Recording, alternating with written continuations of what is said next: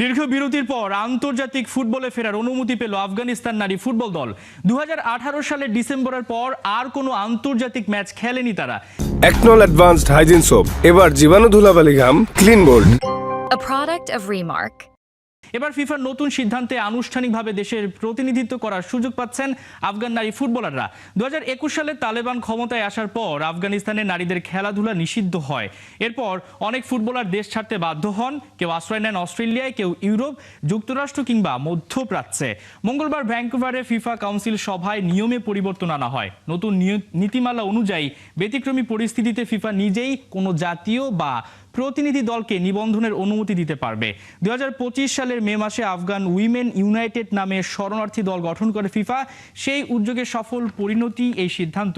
বর্তমানে বিভিন্ন দেশে প্রায় 80 জন আফগান নারী ফুটবলার রয়েছেন।